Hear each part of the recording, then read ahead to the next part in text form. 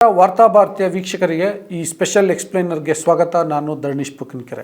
ಸಿದ್ದರಾಮಯ್ಯ ಅವರಿಗೆ ಕಾಂಗ್ರೆಸ್ ಹೈಕಮಾಂಡ್ ಮುಖ್ಯಮಂತ್ರಿ ಸ್ಥಾನಕ್ಕೆ ರಾಜೀನಾಮೆ ಕೊಡಿ ಅಂತ ಹೇಳಿದ್ದಾರೆ ಎನ್ನುವ ವಿಷಯ ಈಗ ದೊಡ್ಡ ಮಟ್ಟದಲ್ಲಿ ಚರ್ಚೆ ಆಗ್ತಾ ಇದೆ. ರಾಜಕೀಯವಾದಂತಹ ಸಂಚಲನ ಸೃಷ್ಟಿಯಾಗಿದೆ.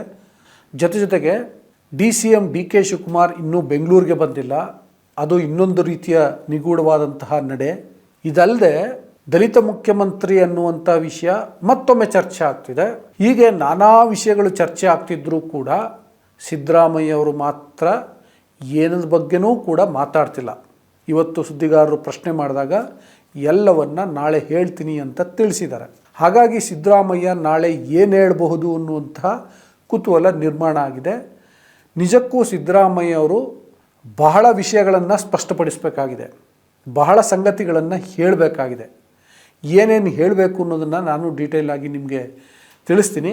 ಅದಕ್ಕೂ ಮೊದಲು ನಾನು ನಿಮಗೆ ರಿಕ್ವೆಸ್ಟ್ ಮಾಡ್ತೀನಿ, ನೀವಿನ್ನೂ ವಾರ್ತಾ ಭಾರತಿಯನ್ನು ಸಬ್ಸ್ಕ್ರೈಬ್ ಮಾಡಿಲ್ಲ ಅಂದರೆ ದಯವಿಟ್ಟು ಸಬ್ಸ್ಕ್ರೈಬ್ ಮಾಡಿ, ಲೈಕ್ ಮಾಡಿ, ಶೇರ್ ಮಾಡಿ, ಬೆಲ್ ಬಟನನ್ನು ಪ್ರೆಸ್ ಮಾಡಿ. ವೀಕ್ಷಕರೇ, ಬಹಳ ಮುಖ್ಯವಾಗಿ ಸಿದ್ದರಾಮಯ್ಯ ಅವರು ಯಾವ ಕಾರಣಕ್ಕೋಸ್ಕರ ಕಾಂಗ್ರೆಸ್ ಹೈಕಮಾಂಡ್ ಅವರಿಗೆ ರಾಜೀನಾಮೆಯನ್ನು ಕೊಡಿ ಅಂತ ಹೇಳಿದೆ ಅನ್ನೋದನ್ನು ತಿಳಿಸ್ಬೇಕಾಗಿದೆ. ಇದೇ ವೇಳೆ ರಾಹುಲ್ ಗಾಂಧಿಯವರು ಏನು ಹೇಳಿದರು ಮತ್ತು ಯಾವ ಕಾರಣಕ್ಕೋಸ್ಕರ ರಾಜೀನಾಮೆಯನ್ನು ಕೊಡಿ ಅಂತ ಹೇಳಿದರು, ಅದಕ್ಕೆ ಸಿದ್ದರಾಮಯ್ಯ ಅವರ ಪ್ರತಿಕ್ರಿಯೆ ಹೇಗಿತ್ತು? ಈಗ ಅಧಿಕಾರ ಹಂಚಿಕೆಯ ಒಪ್ಪಂದ ಆಗಿತ್ತು, ಅದೇ ಕಾರಣಕ್ಕೋಸ್ಕರ ಸಿದ್ದರಾಮಯ್ಯ ರಾಜೀನಾಮೆ ಕೊಡ್ತಾರೆ ಅಂತ ಚರ್ಚೆ ಆಗ್ತಿದೆಯಲ್ಲ, ಇದ್ರ ಬಗ್ಗೆ ಸಿದ್ದರಾಮಯ್ಯ ಸ್ಪಷ್ಟಪಡಿಸಬೇಕು. ಅಂದರೆ ಅಧಿಕಾರ ಹಂಚಿಕೆಯ ಒಪ್ಪಂದ ಆಗಿತ್ತಾ ಆಗಿಲ್ವಾ, ಆಗಿದ್ದರೆ ಅದರ ಸ್ವರೂಪ ಏನಿತ್ತು ಅನ್ನೋದ್ರ ಬಗ್ಗೆ ಕೂಡ ಸಿದ್ದರಾಮಯ್ಯ ಹೇಳಬೇಕು.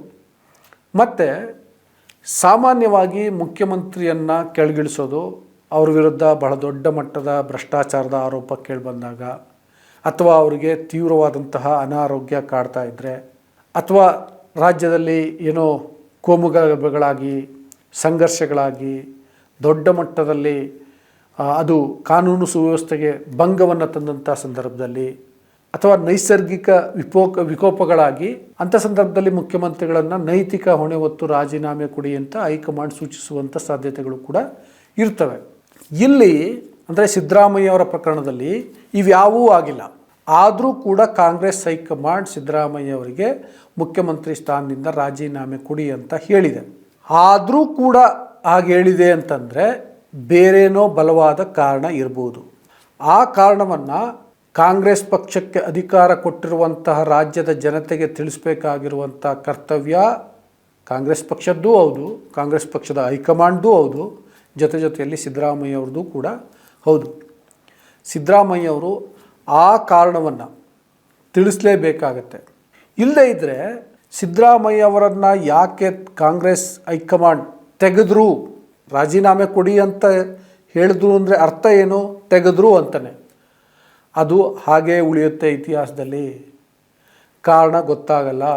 ಅದು ಇತಿಹಾಸಕ್ಕೆ ಮಾಡುವಂಥ ಅಪಚಾರ ಆಗತ್ತೆ, ಜನರಿಗೆ ತಪ್ಪು ಸಂದೇಶ ಹೋಗುತ್ತೆ. ವಿನಾಕಾರಣ ಹಿಂದುಳಿದ ಜಾತಿಯ ಒಬ್ಬ ನಾಯಕನನ್ನು ಮುಖ್ಯಮಂತ್ರಿ ಸ್ಥಾನದಿಂದ ಕೆಳಗಿಳಿಸಿದಂತಹ ಅಪಕೀರ್ತಿ ಕಾಂಗ್ರೆಸ್ಗೆ ಬರುತ್ತೆ.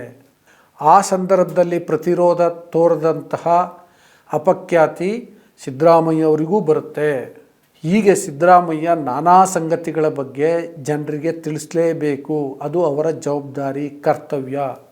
ಇದೆಲ್ಲವನ್ನು ಅವ್ರು ಹೇಳಿದಾರಲ್ವ, ನಾಳೆ ಹೇಳ್ತೀನಿ ಅಂತ. ಅಫ್ಕೋರ್ಸ್ ಎಲ್ಲವನ್ನು ಇಮ್ಮಿಡಿಯೇಟ್ಲಿ ಹೇಳೋಕ್ಕಾಗಲ್ಲ. ಅದರಲ್ಲೂ ರಾಜಕಾರಣದಲ್ಲಿ ಸಮಯಕ್ಕೋಸ್ಕರ, ಸಂದರ್ಭಕ್ಕೋಸ್ಕರ ಕಾಯಬೇಕಾಗತ್ತೆ. ಈಗಾಗಲೇ ಬೇರೆ ಥರದ ಬೆಳವಣಿಗೆಗಳಾಗ್ತಿದ್ದಾವೆ. ಸಿದ್ದರಾಮಯ್ಯ ಮೇಲೆ ರಾಜೀನಾಮೆಯನ್ನು ಕೊಡಬೇಡಿ ಎನ್ನುವಂತಹ ಒತ್ತಡ ಅವರ ಆಪ್ತರಿಂದ ಬರ್ತಿದೆ. ರಾಜೀನಾಮೆಯನ್ನು ಕೊಡಬೇಕಾದಂಥ ಸಂದರ್ಭ ಬಂದರೆ ನಿಮ್ಮ ಉತ್ತರಾಧಿಕಾರಿ ಯಾರಾಗಿರಬೇಕು ಅನ್ನೋದನ್ನು ನೀವೇ ನಿರ್ಧರಿಸಿ ಅನ್ನುವಂತಹ ಸಲಹೆಗಳು ಕೂಡ ಅವರ ಆಪ್ತರಿಂದ ಕೇಳಿ ಬರ್ತಿದೆ. ಹೀಗೆ ಒತ್ತಡ ನಿರ್ಮಾಣ ಆಗಿರೋದ್ರಿಂದ ಮತ್ತು ಇವರು ಹೈಕಮಾಂಡ್ಗೆ ಈಗ ಸಮಯವನ್ನು ಹೈಕಮಾಂಡ್ ಕೊಟ್ಟಿದೆ ಮತ್ತು ಹೈಕಮಾಂಡಿಂದ ಇವರು ಸಮಯವನ್ನು ಪಡ್ಕೊಂಡಿದ್ದಾರೆ. ರಾಜೀನಾಮೆ ಕೊಡಿ ಎಂದಾಗ ಒಂದೆರಡು ದಿನ ಟೈಮ್ ಕೊಡಿ ಅಂತ ಪಡ್ಕೊಂಡಿದ್ದಾರೆ. ಸೊ ನಾಳೆಗೆ ಆ 2 ದಿನದ ಅಂದರೆ ಅವರು ತೆಗೆದುಕೊಂಡಿರುವಂಥ ಗಡುವು ಮುಗಿಯುತ್ತೆ. ಈ ಥರದ ಒತ್ತಡವೂ ಕೂಡ ಇದೆ. ಇದೆಲ್ಲವನ್ನು ನೋಡಿಕೊಂಡು ಸಿದ್ದರಾಮಯ್ಯ ರಾಜ್ಯದ ಜನರಿಗೆ ಈ ಇರುವಂಥ ಎಲ್ಲ ಗೊಂದಲಗಳನ್ನು ಬಗೆಹರಿಸಬೇಕಾಗತ್ತೆ. ಈ ರಾಜಕೀಯ ಮೇಲಾಟಗಳಿದಾವಲ್ಲ, ಕಳೆದ 6-7 ತಿಂಗಳಿಂದ ನಡ್ಕೊಂಡು ಬರ್ತಿತ್ತಲ್ಲ, ಅದನ್ನು ತಿಳಿಗೊಳಿಸ್ಬೇಕಾಗತ್ತೆ. ಬಹಳ ಮುಖ್ಯವಾಗಿ ಹೈಕಮಾಂಡ್ ಯಾವ ಕಾರಣಕ್ಕೋಸ್ಕರ ಅವರಿಗೆ ರಾಜೀನಾಮೆಯನ್ನು ಕೊಡಿ ಅಂತ ಹೇಳಿದೆ ಅನ್ನೋದನ್ನು ತಿಳಿಸ್ಬೇಕಾಗತ್ತೆ. ಸಿದ್ದರಾಮಯ್ಯ ಅವ್ರ ಮೇಲೆ ಇಂಥದ್ದೆಲ್ಲ ನಿರೀಕ್ಷೆ ಇದೆ, ಅವ್ರು ಮಾಡಬೇಕು, ಅವ್ರ ಜವಾಬ್ದಾರಿ, ಅವ್ರ ಕರ್ತವ್ಯ. ಮಾಡ್ತಾರ ಅದು ಅನುಮಾನ. ರಾಜಕಾರಣಿಗಳು ಸಾಮಾನ್ಯವಾಗಿ ಅವರು ಕೂಡ ಒಂಥರ ಪರಿಸ್ಥಿತಿಯ ಕೈಗೊಂಬೆಗಳಾಗಿರ್ತಾರೆ. ನಾನಾ ರೀತಿಯ ಒತ್ತಡಗಳಿರ್ತವೆ, ಇಕ್ಕಟ್ಟಿಗೆ ಸಿಲುಕಿರ್ತಾರೆ. ಇವೆಲ್ಲವನ್ನು ಹೇಳದೇ ಇರ್ಬೋದು, ಒಂದಷ್ಟು ಸಂಗತಿಯನ್ನು ಹೇಳ್ಬೋದು ನಾಳೆಗೆ ಸಿದ್ದರಾಮಯ್ಯವರು. ನೋಡೋಣ ಅವ್ರು ಎಷ್ಟು ಹೇಳ್ತಾರೆ, ಎಷ್ಟನ್ನು ಮುಚ್ಚಿಡ್ತಾರೆ ಅನ್ನುವಂಥದ್ದನ್ನು. ಇದು ಈ ಥರದ ಒಂದು ಬೆಳವಣಿಗೆಯನ್ನು ನಿಮ್ಮ ಮುಂದೆ ಇಟ್ಟಿದ್ದೀನಿ. ನಿಮಗೆ ಏನು ಅನ್ನಿಸ್ತು ಅನ್ನೋದನ್ನು ಕಮೆಂಟ್ ಬಾಕ್ಸಲ್ಲಿ ತಿಳಿಸಿ. ನಿಮ್ಮ ಅಭಿಪ್ರಾಯ ಕೂಡ ಬಹಳ ಮುಖ್ಯ.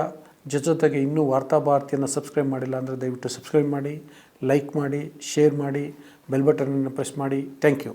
ನಮ್ಮ ಕಾರ್ಯಕ್ರಮಗಳನ್ನು ನೀವು ನೋಡ್ತಾ ಇದ್ರೆ ನಮ್ಮ ಚಾನೆಲ್ ಅನ್ನ ಸಬ್ಸ್ಕ್ರೈಬ್ ಮಾಡಿ, ಪಕ್ಕದ ಬೆಲ್ ಐಕಾನ್ ಒತ್ತಿ ನಮ್ಮನ್ನ ಬೆಂಬಲಿಸಿ. ಹಾಗೆ ನಮ್ಮ ಕಾರ್ಯಕ್ರಮಗಳನ್ನ ಲೈಕ್ ಮಾಡಿ, ಕಮೆಂಟ್ ಮಾಡಿ, ಅದನ್ನ ಬೇರೆಯವರಿಗೂ ವಾಟ್ಸ್ಆಪ್ ಮೂಲಕ ಶೇರ್ ಮಾಡಿ. ನೀವು ಹೀಗೆ ಮಾಡಿದಾಗ ನಮ್ಮ ಚಾನೆಲ್ ಇನ್ನಷ್ಟು ಮತ್ತಷ್ಟು ಜನರಿಗೆ ತಲುಪಲು ನೀವು ನಮ್ಮೊಂದಿಗೆ ಸಹಕರಿಸಿದ ಹಾಗಾಗುತ್ತೆ. ಇದು ನೀವು ಯಾವುದೇ ಖರ್ಚಿಲ್ಲದೆ ಕೆಲವೇ ಸೆಕೆಂಡುಗಳಲ್ಲಿ ನೀಡಬಹುದಾದ ಸಹಕಾರ. ಧನ್ಯವಾದಗಳು.